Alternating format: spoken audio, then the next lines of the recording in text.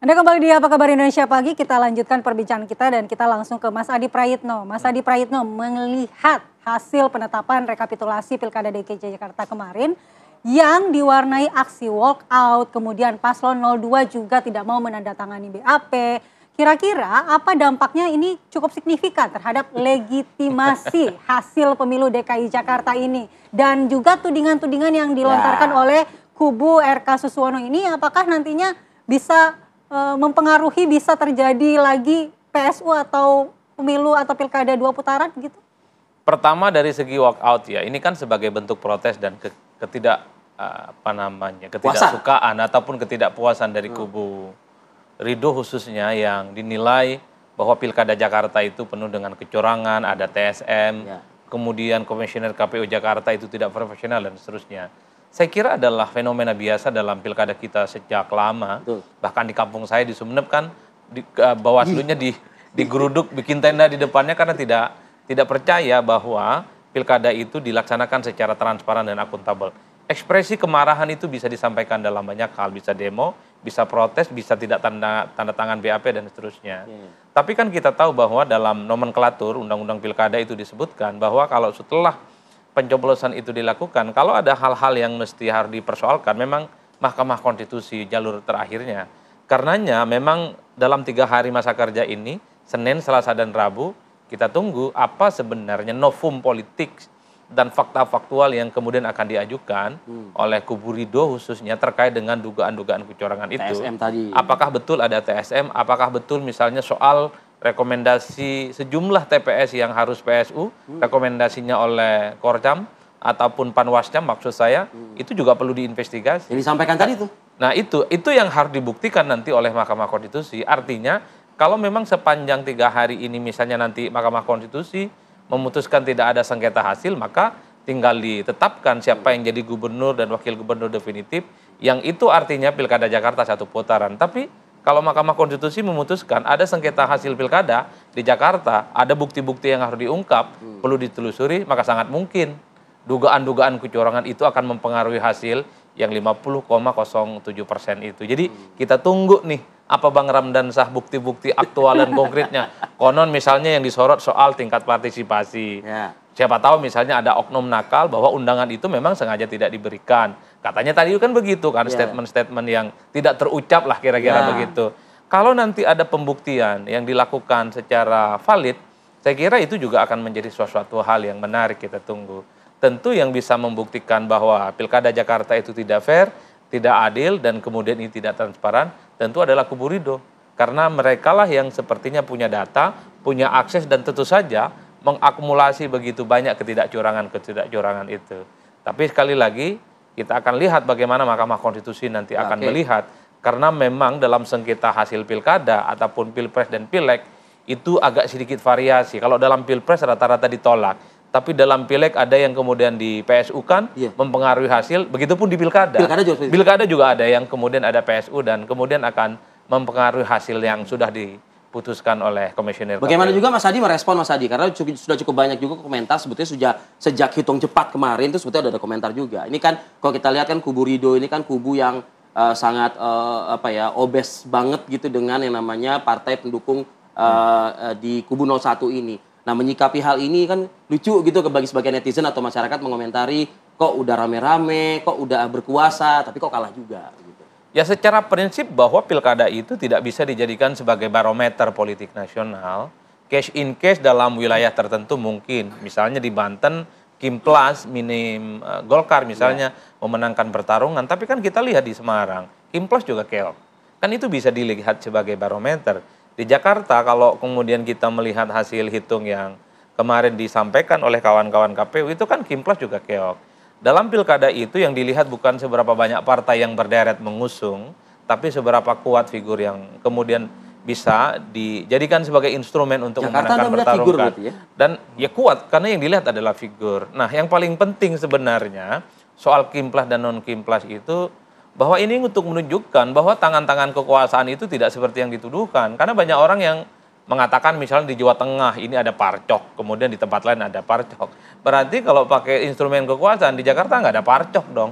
Kok instrumen kekuasaan ini tebang pilih lah kira-kira parang begitu. pocok adanya. Tapi kok Mas dari seluruh wilayah Jakarta tidak ada satupun yang dikuasai oleh Kimplas sementara semuanya dimenangi oleh Pramrano, Mas?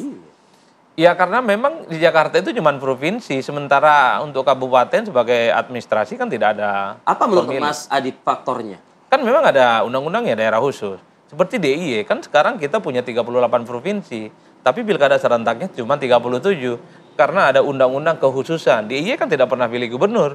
Di Jakarta itu kita punya kota dan kabupaten, tapi tak ada pemilihan.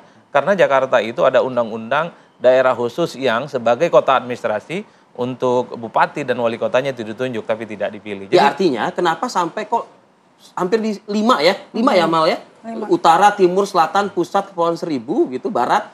Ini kok kubu 01 Ridho ini tidak ada satupun yang unggul begitu. Kalau melihat kecenderungan ya soal keunggulan, memang ada blunder politik yang relatif agak serius ya, terutama yang disampaikan oleh Cawagup Pak Suswono saat itu terkait dengan janda itu yang dinilai menista. Salah yang itu saya kira ya? menjadi instrumen, itu salah satu. Yang kedua memang melihat mesin kampanye itu harus dibaca. Jadi sejak awal mungkin karena ini bagian dari underdog effect, jadi kubu Pram dan Sidur ini menganggap karena underestimate, kemudian tidak diusung oleh koalisi besar. Jadi sejak awal gaspol. Kalau kita punya data, instrumen perang udara dan perang darat itu jauh lebih banyak nomor 3 dibandingkan dengan yang lain. Artinya apa? Mesin politik tidak bisa disepelekan.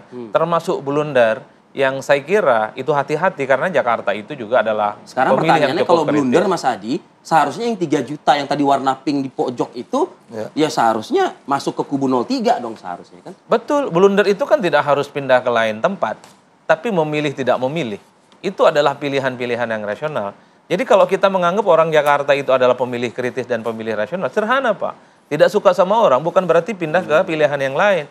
Bisa saja dia tidak ke lain tempat, tapi dia memutuskan bahwa tidak memilih itu adalah pilihan yang sesungguhnya. Ini yang saya kira menjadi penting dalam diskusinya.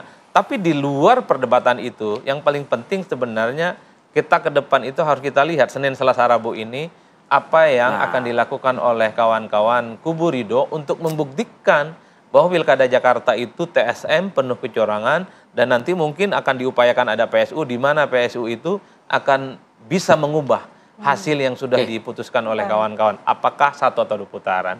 Bang Rano Anda sepakat dengan analisa tersebut? Bisa saja. Bisa saja. Kenapa tidak? Ya artinya blunder itu yang menyebabkan mungkin kalau jadi gini ya, kalau saya sih nggak mau membahas sesuatu yang sudah ya, artinya dalam tahapan kampanye. Kita bicara hasil, result, bahwa ketika bicara kenapa suara kita kalah di sebanyak 5 wilayah. Tapi kalau kita runtut dan rigid, kita itu cuma kalah di 400.000 suara, Pak. Nggak besar. Nggak besar. Jadi kurang lebih 465.000 suara. Yang besar itu adalah kemenangan daripada golput. Ini yang menjadi concern kami. Jadi jangan kemudian ada satu narasi seolah-olah kita kalah besar. Kalah kita cuma 400.000 suara. Kalau besar karena kekecewaan terhadap blunder, kalau besar karena apa-apa. Everything, artinya terakumulasi Pak. Terakumulasi, akan tetapi yang menjadi pemikiran kita adalah, sekali lagi mungkin beda-beda pendapat ya. Kalau buat kami, kita lihat data di 2017. Pemilih itu besar sekali Pak, di 74% keikutsertaan. Ini data yang bicara. Terus kemudian, total suara sahnya itu di 68.000. Sedangkan kita total suara tidak sah ini di 363.000. Artinya apa? Ini kan ada fenomena. Fenomena ini harus disikapi. Jangan dianggap bahwa masyarakat jengah, masyarakat jenuh. Akan tetapi lupa bahwa penyelenggara, sekali lagi, baik itu pengawasnya Bawaslu, kemudian KPU, harus berpikir, kita harus sama-sama nih tanggung jawab juga 01, 02, 03, termasuk mau 07 sampai 01.000 pun tanggung jawab. Kenapa? Karena ada 3 juta manusia Pak, lebih yang tidak menggunakan. Yang jadi pertanyaan besar, ada apa? Meskipun itu juga nggak ke 01 juga yang tidak. Enggak, kami bukan bicara itu adalah orang, kami tidak. Tapi ini bicara demokrasi. Baik, Bang. Sekarang pertanggungjawabannya. Dari 01, 02, 03, apa sih buat masyarakat? Apakah hanya sekedar mencari suara, kemudian tidak memikirkan? Nah, Kan itu, tidak memikirkan orang-orang yang selama ini pengen bersuara, tapi takut. Tadi dinarasikan, kan bisa pakai KTP saja, tinggal hadir. Nggak semua orang paham. Makanya disediakan dana sosialisasi kepada KPU. Pertanyaannya, KPU sosialisasinya kemana saja? Baik. Kan gitu. Baik. Terus kemudian, mungkin sebentar juga- nih, ada lagi yang unik nih. Bahkan ada RT, Pak. Setiap pemilu dia ikut. Hari ini surat undangan pun dia nggak punya. RT padahal. RT. Artinya apa? Ini ada terjadi anomali kalau saya katakan TSM, kalau kami ya, nanti kita akan buktikan TSM Baik. itu. Baik. Bahwa ada sesuatu yang memang dibentuk sedemikian rupa sehingga akan seperti ini. Oke. Tinggi besarnya, golongannya tidak menggunakan Tidak hak menggunakan suara. kemudian tinggi dan besarnya juga yang namanya suara tidak sah, dan kemudian banyak hal-hal yang memang ambigu menurut kami ketika... Kita tangkap poinnya itu Bang Ramdan. Oke. Oke, ini Bang Birawa perlu mengomentar ini karena tadi sudah di-mention tuh oleh Bang Ramdan, kalau Anda peduli demokrasi, ya Anda juga harus bersuara dong. Harus Pasti, terlibat pasti. juga dalam Ya. proses demokrasi ini. Usai jeda ya, Ya. kita berikan kesempatan untuk Anda, kami akan kembali saat lain.